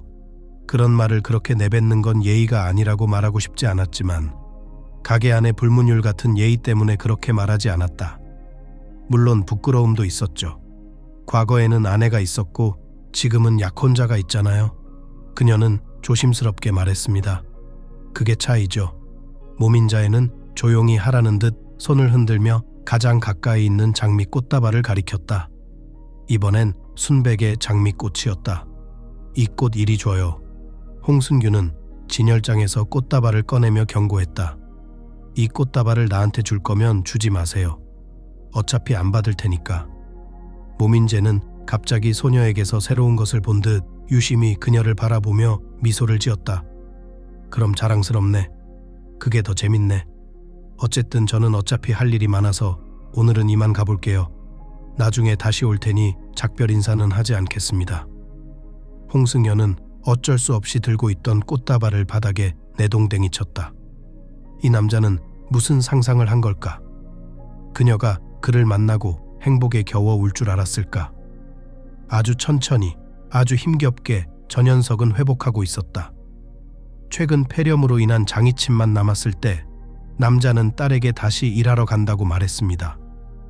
홍순균 씨는 그 소식에 경악을 금치 못했습니다. 아빠, 또 길거리 청소예요? 하지만 마음만은요? 괜찮아. 천연석은 과장된 쾌활함으로 딸의 말을 가로막았다. 아직 화력이 조금 남았어. 내가 감당할 수 있어. 홍승연이 아무리 설득해도 천연석은 그녀의 호소에 귀를 막았다. 나한테는 아무 일 없을 거야. 그는 말했다. 난 아직 늙은이가 아니다, 딸아. 집에서 시름시름 앓느니 차라리 일하고 싶다. 그리고 당신은 도움이 필요해요. 내 월급만으로는 살 수 없어. 연금도 있잖아요. 형승연은 아버지의 마음을 바꿀 수 없다는 걸 알면서도 코를 킁킁거리며 생각했다. 아버지는 평생을 저렇게 살아오셨어요. 한번 결심하면 꼭 실천하시는 분이죠. 집에 있을 수 없어요. 전현석은 부드러우면서도 단호하게 말했다. 다 잘 될 거야. 두고 보면 알 거야. 아니었다. 홍승연은 자기 탓이라고 생각했다. 그때까지 모민재의 흔적은 보이지 않았다. 꽃에 대한 불쾌한 대화를 나눈 후 그는 꽃다발을 선물하기 위해 몇 번 더 미용실에 찾아왔다. 홍승연은 진열장에 다시 돌려보내고 나서야 그녀를 레스토랑으로 초대했다. 나 남자친구 있다고 이미 말했지? 홍승규는 약간 짜증 섞인 목소리로 말했다. 그랬지. 모민재도 동의했다. 하지만 그건 내 안의 사냥꾼 본능이겠지. 여자가 바쁠 때는 뭔가 싸워야 할 게 있잖아요. 그렇죠? 나만 겁없는 암컷이고 여긴 정글이 아니니까. 소녀가 대답했습니다. 네, 맞아요. 그리고 사람들은 마음속이 야만인이야. 모민자에는 동의하지 않았다. 어린 나이에 깨닫지 못할 뿐이지. 홍승견은 모민재가 자신의 이름을 부르는 것에 짜증이 났다. 하지만 체력이 떨어질까봐 직장에서 체면을 잃고 싶지 않아서 감히 항의할 엄두를 내지 못했습니다. 홍승균 씨는 아버지가 사고를 당한 날 아침부터 막연한 불안감을 느꼈습니다. 막연한 불길한 예감에 대해 그녀 자신도 설명할 수 없었습니다. 날씨 때문인지 눈보라가 몰아치는 것 같았다. 홍승연은 아버지가 청소부로 일한 이후로 눈을 견디지 못했습니다. 어쩐지 아빠가 있다. 그녀는 곰곰이 생각했다. 그런 일을 하면 춥지 않아야지. 근무를 마치고 나면 셔츠는 항상 구겨져 있지만 마음은 그렇지 않아요. 맙소사, 눈이 좀 왔으면 좋겠다. 이번 겨울은 이미 충분했어요. 절친한 친구에게 줄 꽃을 사러 온 아주머니를 서빙하고 있는데 눈앞에 모민재가 들어오는 게 보였다. 딱 그녀에게 필요한 사람이라고 생각했다. 내 직감이 이렇게 말하는 걸지도 모르겠다고. 내가 참을 수 없는 사람을 만나는 것. 모민재는 방문객이 나가기를 기다렸다가 형승윤에게 다가갔다. 안녕하세요? 그녀는 연습한 미소를 지으며 말했다. 뭐 좀 드릴까요? 남자는 고개를 저었다. 내가 제안할게요. 레스토랑에서의 저녁 식사. 오늘 밤 나랑 같이 가자. 오늘 밤은 일할 수 없어요. 일할 수 있어도? 나 남자친구 있어. 우리 얘기한 거 기억나? 모민재의 입에서 술 냄새가 났고 홍승연은 겁이 났다. 그런 상태의 사람은 많은 일을 할 수 있다는 걸 알고 있었다. 아이고, 아이고. 모민재는 화를 내며 중얼거렸다. 오늘은 있다가 내일은 없다. 식당에 가자는 제안을 받는 게 매일 있는 일이 아니잖아요. 정말 같이 못 가겠어요. 형승윤은 그에게서 한 발짝 떨어져서 말했다. 아버지가 아프세요. 집에 가야 해요. 처음엔 남자친구, 이젠 아버지까지. 어딜 불러달라고 축원이라도 해야 하나? 홍승연은 아무 말도 하지 않은 채 모민재가 빨리 떠나기를 혼자 애원했다. 그는 성난 황소처럼 킁킁거리며 불만을 품은 채 무슨 욕설을 중얼거리며 문을 나갔다. 이번에는 형승윤에게 무언가를 경고하듯 초인종이 유난히 오랫동안 울렸다. 아침부터 함께했던 괴로움이 더욱 강렬하게 느껴졌다. 홍승규는 근무가 끝날 때까지 시계를 시시각각 쳐다보며 모든 것을 내려놓고 서둘러 나가지 않으려고 애를 썼지만 끝날 때까지 기다릴 수가 없었습니다. 마침내 근무가 끝나자 홍승규는 명찰을 뜯고 외투를 벗어 던진 후 문 밖으로 뛰어나갔습니다. 해질 무렵 악천후는 잦아들었지만 교통편은 원활하게 운행되지 않았습니다. 홍승규는 버스를 기다리느니 차라리 눈사람이 되겠다는 생각에 버스 정류장을 초조하게 쿵쾅쿵쾅 밟았습니다. 택시를 부르는 것도 불가능했습니다. 그날 저녁 도시의 절반은 대중교통을 무시하고 편안하게 집으로 돌아가기로 결정한 것 같았습니다. 마침내 만원 버스가 버스 정류장에 멈췄습니다. 홍승규는 불편함을 무시한 채 꾹꾹 눌러 탔습니다. 그녀의 머릿속은 온통 아버지 생각뿐이었다. 모민재와 그의 강박적인 진전도 중요하지 않았고 오직 아버지만 중요했습니다. 홍승견은 이미 집을 향해 달려가고 있을 때 상황이 좋지 않다는 것을 깨달았습니다. 입구 밖에는 구급차와 구경꾼들이 서 있었다. 이 시간에 무슨 일로 저들을 데려온 걸까? 아니, 누가 저들을 데려온 걸까? 홍승윤은 가까이 다가가자 소란을 일으킨 사람이 누구인지 알 수 있었습니다. 이상하게도 어색한 자세로 텅 빈 인도에 널브러져 있는 그녀의 아버지였다. 그 후 무슨 일이 있었는지 소녀는 잘 기억하지 못했다. 그녀의 기억 속에는 사고라는 한 단어만 있었습니다. 어떻게 이런 일이 일어날 수 있었을까요? 그녀는 병원 복도에 앉아 몇 번이고 물었습니다. 그 질문에 대한 답은 없었습니다. 사광현은 그저 그녀를 안아주며 그녀를 보러 왔습니다. 홍승연은 울고 있었다. 날씨가 안 좋았다고 노인숙이 나지막하게 말했다. 운전기사가 길에 사람이 있는 걸 못 봤을 수도 있었다. 그런데 왜 우리 아버지일까? 왜 우리 아버지였을까? 그리고 왜 그렇게 마당을 가로질러 달려야 했을까? 평소 평온한 성격이었던 형승연은 갑자기 익숙하지 않은 분노를 느꼈다. 토하고 싶었고 아버지를 차로 친 사람을 찾아서 갈기갈기 찢어버리고 싶었습니다. 누군지 알아내야 합니다. 그녀는 단호하게 말했다. 다른 사람이 다치기 전에 그 사람을 기소하고 면허를 박탈해야 한다고요. 그럴 겁니다. 사광현은 확신했다. 지금 더 중요한 건 네 아버지가 건강해지는 거야. 노인숙이 덧붙였다. 다른 건 나중에 해도 된다. 전현석은 복잡한 수술을 받고 회복 중이었지만 회복 속도가 너무 느렸다. 골절은 완치되었지만 오랫동안 앓고 있던 심장 질환은 악화되었습니다. 병원에 불려갔을 때 홍승연 씨는 의사가 다리의 깁스를 언제 풀 수 있느냐고 묻는 줄 알고 무슨 이야기를 하려는 건지 실감하지 못했습니다. 더 큰 문제가 생길 거라고는 전혀 예상하지 못했습니다. 아버지는 수술이 필요할 것입니다. 그게 다입니다. 의사는 아무런 서두도 없이 이렇게 말했습니다. 이 말에 형승윤 씨는 마음이 아팠습니다. 수술이요? 다쳤다고 했잖아요. 골절이 아니라 이거예요. 아버님한테 일어난 모든 일들이 심혈관계에 타격을 입힌 것 같아. 무슨 말인지 알겠지? 형승윤은 고개를 끄덕였다. 그녀는 이해했다. 게다가 그녀는 이전에 심장 전문의와 비슷한 대화를 나눈 적이 있었다. 몇 년 전만 해도 수술 없이는 살 수 없는 시대가 오지 않을 것 같았다. 홍승연 씨는 수술비가 얼마나 들지 알고 있었고 자신에게는 그런 돈이 없다는 것을 깨달았기 때문입니다. 시간이 얼마나 남았나요? 그녀는 약한 목소리로 물었다. 서너 달. 의사가 대답했다. 너무 오래 끌지 마세요. 홍승균에게는 서너 달처럼 들렸다. 그렇게 짧은 기간에 필요한 금액을 찾는 것은 어차피 불가능했습니다. 다음 주 내내 돈을 어디서 구할 수 있을지 고민했습니다. 무언가를 팔자. 홍승균은 이리저리 발걸음을 옮기며 초조하게 제안했습니다. 아파트가 어떨까요?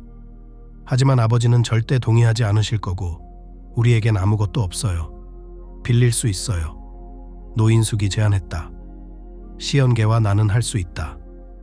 형승윤을 만나러 들렀던 시영애도 고개를 끄덕이긴 했지만 별다른 반응은 없었다. 홍승규는 약하게 웃었다. 고맙지만 큰 도움이 되진 않을 겁니다. 어차피 당신이 가진 돈으로는 충분하지 않을 테고 나는 당신을 모으고 싶지 않아요. 무슨 수금? 우린 친구잖아. 노인숙은 분개했다. 깊은 생각에 잠겨있던 시영애가 갑자기 말했다. 모민재에게 돈을 달라고 하면 어떨까? 분명 도와줄 테고 돈도 안 들 테니까요.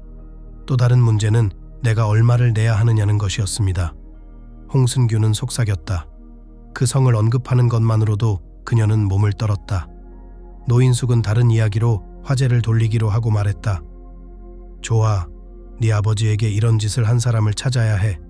그 사람 잘못으로 이런 일이 생겼으니 그 사람이 수술비를 내야 한다고요. 형승유는 슬프게 고개를 끄덕였다.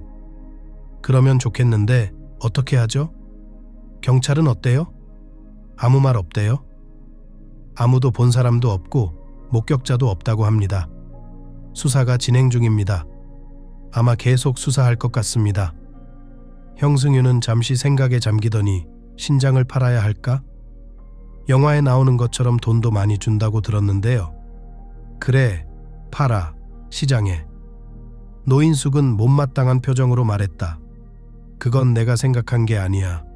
아버지가 아파트를 팔지 않고 당신이 그 희생을 감수하는 데 동의할 것 같아? 어떻게 해야 할지 모르겠어요. 홍승연은 눈물을 닦으며 고백했다. 운명만 저에게 기회를 주셨더라면 나는 그녀의 부탁을 들어줬을 테지만 그녀가 기대했던 방식은 아니었다. 홍승연은 부케를 어떻게 조립해야 할지 몰라 무심코 손에 든 꽃을 비틀어 보았습니다. 흰색과 분홍색 또는 노란색을 조합해야 할까요? 어떤 차이가 있을까요? 이 꽃을 받는 사람은 어느 쪽이든 행복할 것입니다. 저기 그녀가 있습니다. 등 뒤에서 종소리가 울렸다. 현관에 들어선 모민재를 보고도 홍승연은 전혀 놀라지 않았다. 최근 그녀의 삶이 온통 암흑의 연속이었는데 어떻게 좋은 일이 생길 수 있겠는가? 그녀는 인사도 하지 않기로 마음먹고 침묵을 지켰다. 모민재도 이상하게도 자신감이 없어 보였다. 지난번 술에 취해 가게에 나타났을 때 정말 부끄러웠던 걸까? 이 남자에게 일말의 양심이라도 있다고 믿기 어려웠습니다. 여보세요? 그다지 친절해 보이진 않던데요. 여보세요? 형승윤은 고개를 끄덕였다. 꽃다발은 필요하시면 제가 가져다 드릴게요. 하지만 제가 직접 받지는 않을 테니 식당이나 다른 데는 같이 가지 마세요. 전 그냥 영업사원일 뿐이에요. 그게 다예요. 그녀는 끝없이 이어지는 예의에 대한 규칙에 지쳐 있었다. 홍승연은 누구에게도 웃을 기운이 없는 것 같았다.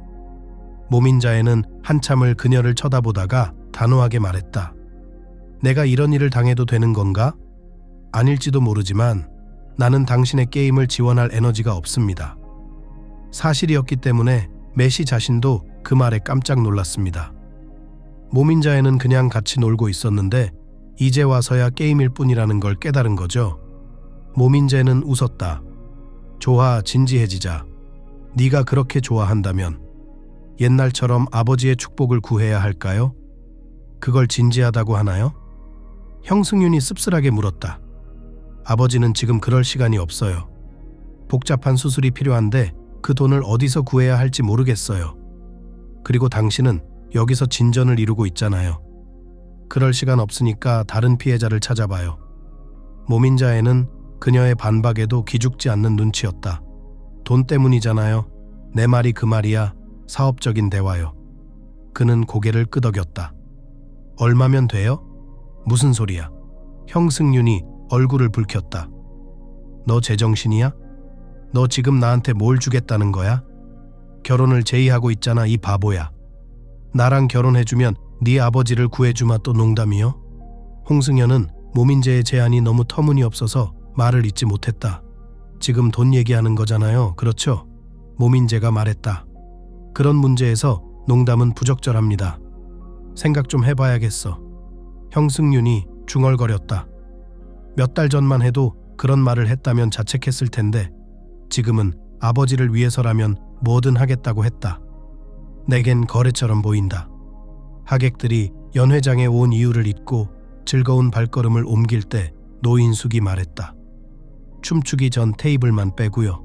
하지만 술이 강물처럼 쏟아지는 걸 보니 그리 멀지 않았던 것 같습니다. 그게 문제였죠. 홍승균이 대답했다. 노인숙이 옆으로 흘깃 쳐다보았다. 모민재가 신부를 가게의 상품처럼 사들인 게 신경 쓰이지 않아요? 혼전 계약서도 썼잖아요. 내 기억으로는 이혼하면 아무것도 못 받는다고 하던데 그런 돈을 어디서 구할 수 있겠어요? 형승윤이 질문으로 대답했습니다. 아버지는 아직 살아계실 테니까요. 다른 건 중요하지 않아요. 천연석이 자신의 목숨값만 알면 차라리 죽는 게 낫다고 생각했다. 형승윤은 한숨을 내쉬었다. 노인숙, 제발 밀어붙이지 마세요. 지금 이대로도 충분히 아픈데. 용승윤은 오늘 저녁이 빨리 끝나기를 바라면서도 두려웠다. 모민재의 집으로 돌아갈 생각을 하니 정말 무서웠다.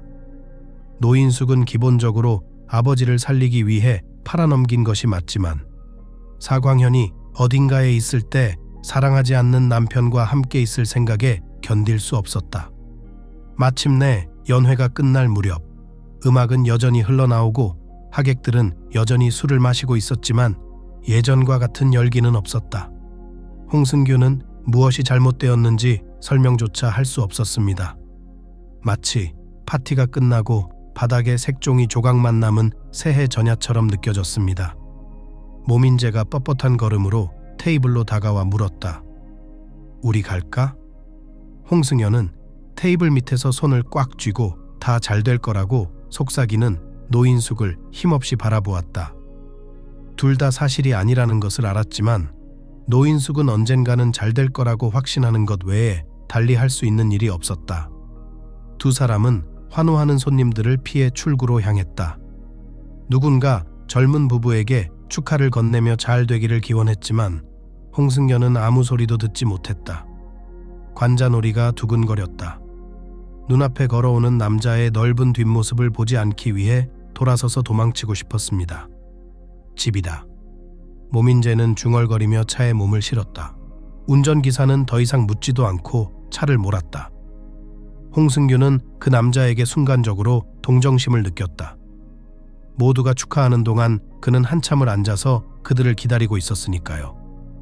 하지만 형승유는 곧바로 그런 생각을 떨쳐버렸습니다. 이 순간 안타까워할 사람은 오직 자신뿐이었기 때문입니다. 모민자에는 술에 취한 탓인지 기분이 안 좋았는지 아니면 체면이 있어서인지 차 안에서 형승윤을 귀찮게 하지 않았습니다. 오두막집에 도착하자 그는 금방 올게요 같은 말을 중얼거리며 화장실 방향으로 나갔다. 홍승규는 어떻게 해야 할지 몰라 방 한가운데서 얼어붙었다.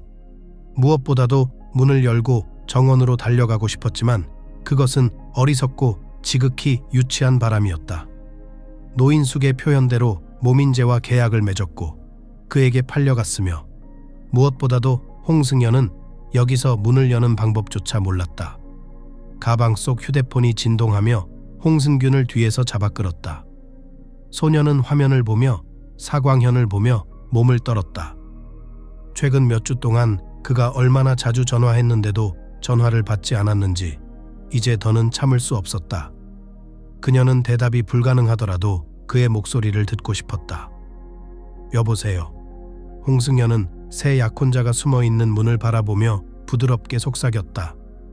반대편에서는 아무 소리도 들리지 않고 정적만 흐르고 있었다. 홍승연은 도움이 될 것 같다는 듯 수화기를 귀에 대고 애절한 목소리로 사광현 씨, 잘 안 들려요. 더 크게 말해주세요. 모민재. 홍승규는 고통스럽게 익숙한 성을 들었고 정적 사이로 아버지의 성이 들렸다. 홍승균의 심장이 주저앉았다. 그녀는 다시 문 앞에서 몸을 움츠리며 더 크게 속삭였다. 무슨 짓을 한 거야, 사광현?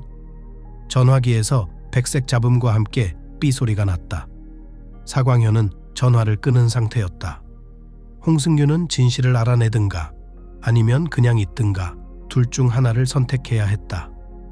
모민재가 숨어있던 방에서 무언가 떨어진 듯한 소리가 들렸다. 홍승규는 더 이상 가만히 있을 수 없어 문이 잠겨 있다는 사실을 잊고 두 번 생각할 겨를도 없이 창문으로 달려갔다. 그녀의 드레스가 온몸에 달라붙었습니다. 천이 찢어지는 소리가 한 번 났지만 홍승규는 이에 굴하지 않았습니다. 그녀는 기적처럼 창틀에서 뛰어내렸고 발뒤꿈치가 뒤틀리지 않은 채로 달려나갔습니다. 다행히 대문은 성곽 울타리처럼 튼튼한 철문이었다. 긴장한 듯 킥킥 웃으며 홍승연은 치마를 들고 담장 위로 올라갔다.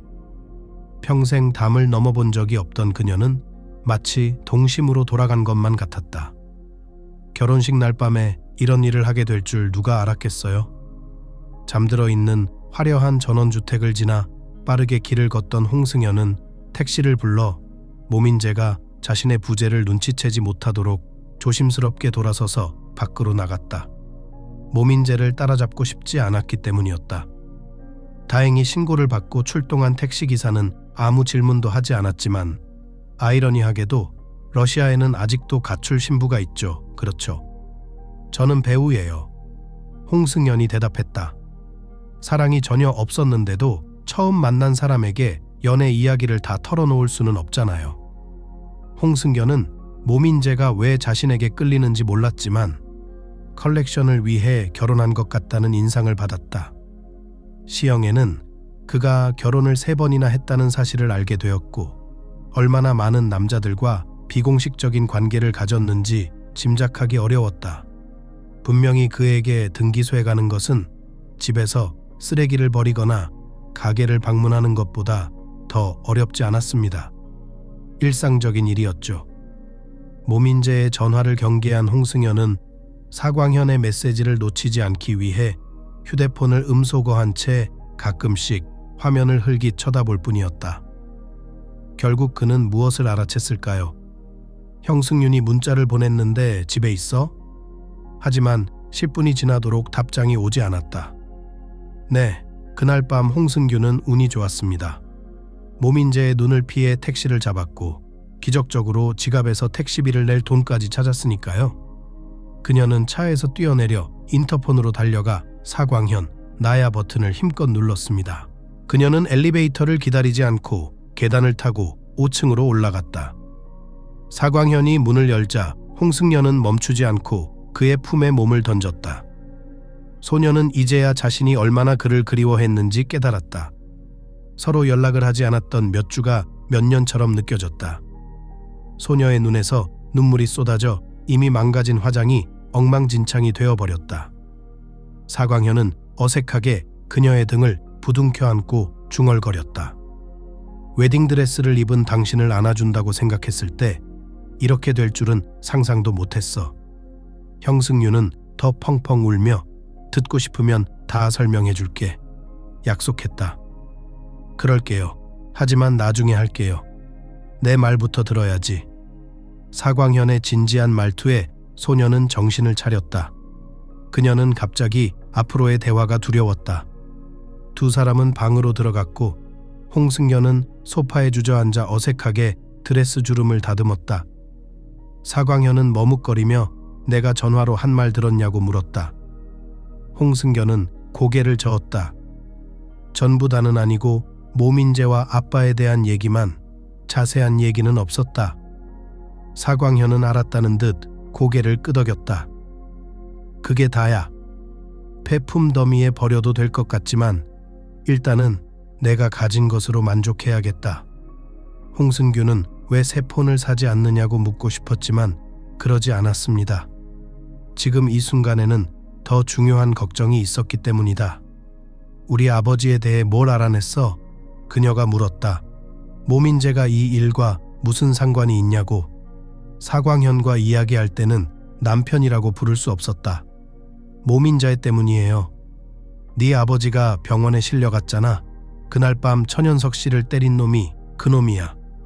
형승윤은 놀란 눈으로 그를 바라봤다. 왜 그렇게 생각해요? 난 몰라요. 알아요. 이것 좀 봐요. 사광현이 탁자 위에 놓인 컴퓨터로 걸어가 버튼 몇 개를 누르자 화면이 살아나더니 영상이 재생되기 시작했다. 홍승규는 사광현이 도착하기 전에도 수백 번은 더 봤을 것 같은 무슨 흥미진진한 영화 같은 느낌을 받았다.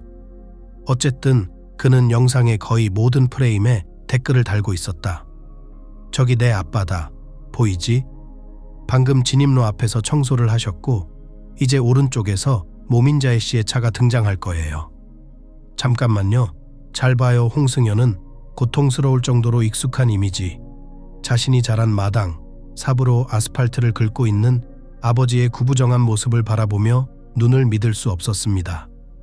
그러자 프레임에 자동차 한 대가 나타났다. 홍승연은 아버지를 치는 모습을 참아볼 수 없어 눈을 질끈 감고 물었습니다. 모민자의 차라는 걸 어떻게 알아요? 시내에 저런 검은색 차가 수천 대가 있는데. 사진을 확대해서 차량 번호판을 보면 요즘 같은 인터넷 시대에는 누구의 차인지 쉽게 알 수 있습니다. 홍승규는 한참 동안 말을 찾지 못했습니다. 사광현이 한 말은 도무지 머릿속에 들어오지 않았다. 왜 그랬을까? 그녀는 마침내 물었다. 애초에 어떻게 우리 집 근처까지 오게 된 거죠? 주소를 어떻게 알았을까? 홍승규는 방금 사광현이 했던 말을 떠올리며 고개를 끄덕였지만 모든 게 인터넷에 나와 있는 게 분명했다. 오히려 모민자에는 그 정도 돈이면 자신만의 정보 빼내는 방법이 있을지도 모르겠다. 미치겠네. 홍승규는 분개했다. 날 미행한 건가? 그런 것 같네요. 근데 그게 우리 아버지랑 무슨 상관이야? 모민재. 그럼 아버지를 죽이려고 했어요? 아마 그런 일은 없었을 겁니다. 사광현은 반대했다. 그 사람 표정에서 라이벌을 변호하는 게 얼마나 힘들었는지 알 수 있었어요. 모민재가 술에 취한 게 분명해요. 아마 너희 집에 쫓아갔고 너희 아버지도 거기 있었을 거야. 모민재가 제때 브레이크를 밟지 못했을 수도 있죠. 홍순규는 그날의 일을 기억해내려고 노력했다. 모민재는 부적절한 스킨십을 하며 자신의 가게에 나타났었다. 정말 술 냄새가 났고 부모님 축복에 대한 이야기를 하다가 그렇게 된 거죠. 모민자에는 술에 취해 형승윤의 말을 심각하게 받아들여 아버지에게 갔고요. 나 그 사람 미워. 형승윤이 속삭였다. 처음에 모민재는 아버지를 병원 침대에 몰아넣고 저에게 결혼을 강요했어요. 자살할 뻔한 사람을 치료해주겠다고 했어요. 모민재가 당신을 협박했군요. 형승윤은 고개를 끄덕였다. 우린 그와 약속을 했다. 내가 그와 결혼하면 아버지의 수술비를 대주기로요. 그렇게 해서 잡힌 거죠. 사광현은 침묵했고 형승윤은 슬픈 미소를 지었다. 이제 날 경멸하는 거지? 돈 때문에 너 버리고 다른 사람하고 결혼했어. 그거 바로 말했으면 좋았을 텐데. 노인숙이 자초지종을 설명해줘서 다행이다.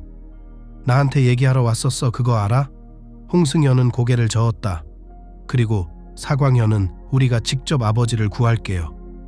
그 자식 버려야지. 이미 버렸어. 그런 걸 알고도 내가 그 사람 곁에 있을 것 같아? 그건 그렇고 그 테이프는 어디서 났어? 우리 집 마당에 카메라 있는 가게가 어디 있어요? 사광현이 웃었다. 그 카메라는 가게에서 구한 게 아니야.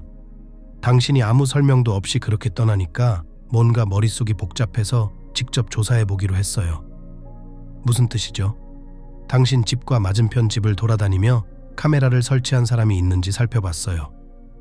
요즘은 모든 것을 촬영할 수 있고 주차장도 감시하잖아요. 그럼 차를 감시하는 사람을 찾았나요? 아니요. 사광현이 웃었다.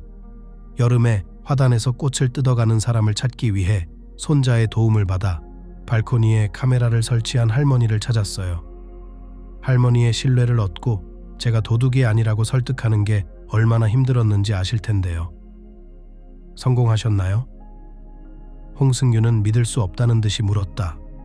사광현은 원래 사교적인 성격이 아니어서 새로운 사람을 사귀는데 어려움을 겪었다. 그런 그가 해변에서 감히 말을 건네는 것조차 이상했다. 불쌍한 할머니에게 새 가스레인지를 설치해 주겠다며 사기를 칠 뻔한 진짜 사기꾼을 잡았으니 할머니에게 저는 손자 다음으로 중요한 사람입니다. 당신이 그렇게 사기꾼인 줄 몰랐어요. 솔직히 나 자신도 그렇게 될 줄은 몰랐다. 홍승규는 모민재와 그의 인맥을 생각하며 한숨을 내쉬었다. 아무도 모민재라고 믿지 않을 거야. 이 도시의 모든 것을 다 사들였을 텐데 그렇지 않으면 이 수사조차도 왜 그렇게 힘들게 진행됐을까? 아무도 도와주려고 하지 않았으니까요. 사광현이 대답했다. 하지만 이제 다 잘 될 거예요. 약속해요. 홍승견은 감사하게도 그의 손을 꽉 쥐었고 그녀는 다시 울 준비가 되어 있었지만 이번에는 행복에서 울었습니다. 마침내 그녀는 혼자가 아니었다. 사광현은 그녀를 속이지 않았고 이 수사는 주변을 뒤흔들었지만 결국은 행복하게 끝났다. 모민재는 유죄 판결을 받았고 재판에서 형승윤을 저주하는 듯 혼잣말을 중얼거렸지만 상관없었다. 그녀는 자신을 갑옷처럼 행복으로 감쌌다. 악한 말은 더 이상 그녀를 해칠 수 없었다. 사광현도 천연석을 도왔다. 그의 표현을 빌리자면 세상을 등지고 친구들에게 의지한 것이다. 빚은 나중에 법원에서 모민재로부터 회수한 돈으로 갚았다. 어떤 식으로든 그는 수술비를 마련했습니다. 전현석의 건강은 더 이상 걱정거리가 아니었다. 다시는 이런 일을 해야 한다는 게 믿기지 않았다. 시영애는 청첩장에 사인을 하며 중얼거렸다. 홍순규는 미소를 지었다. 두 번째이자 마지막으로 약속한다. 두 사람은 어린 시절 자주 모였던 홍순균의 방에 모여 결혼식 준비로 한바탕 난장판을 벌였다. 처음보다 더 번거로웠습니다. 홍순규는 꽃무늬 원피스를 입고 싶었지만 노인숙은 흰색을 고집했습니다. 그러자 노인숙은 갑자기 말다툼을 멈추고 물었습니다. 그래도 괜찮으세요? 드레스도 반짝이도 청첩장도 다 중요하지 않으니까. 중요한 건 내 마음이니까. 홍승윤은 고개를 끄덕였습니다. 맞아요. 100%요 아니요? 1000%요. 왜 물어봐요? 넌 항상 사광현 편이었잖아. 우리가 서로 운명이라며 함께 해야 한다고 했잖아요. 그런데 왜 나한테 이런 질문을 하는 거야? 노인숙이 요즘 너 좀 이상하다며? 화난 것 같지는 않은데 뭔가 달라졌어요. 형승윤은 웃었다. 너한테는 아무것도 숨길 수 없지. 알았어. 어쨌든 말해줄게. 이제 곧 우리 셋이 될 거야. 이미 우리 셋이 여기 있잖아. 시영애는 무심하게 글자를 따라가며 말했다. 다른 사람이 오겠지. 홍승연은 대답 대신 배에 손을 얹었다. 시영애는 즉시 펜을 옆으로 던지고 눈을 크게 뜨고 그녀를 쳐다보았다. 노인숙은 숨을 헐떡였다. 아기를 가졌어요? 말하지 않았다. 징크스가 될까봐 두려웠다고 형승윤은 인정했다. 요즘 안 좋은 일이 너무 많았어요. 다시는 그런 일 없을 거라고 노인숙은 장담했다. 시영애는 동의하며 고개를 끄덕였다. 왜 그렇게 생각하시나요? 이미 평생 고생할 계획은 다 세웠고 사광현이 곁에 있으니까. 그와 함께라면 안전하다는 걸 깨닫지 못했나? 형승윤은 미소를 지으며 고개를 끄덕였다. 마음속 깊은 곳에서는 그녀도 같은 생각이었다. 그들 앞에는 행복만이 있었다. 그녀의 인생에 드디어 하얀 줄무늬가 생기기 시작했다.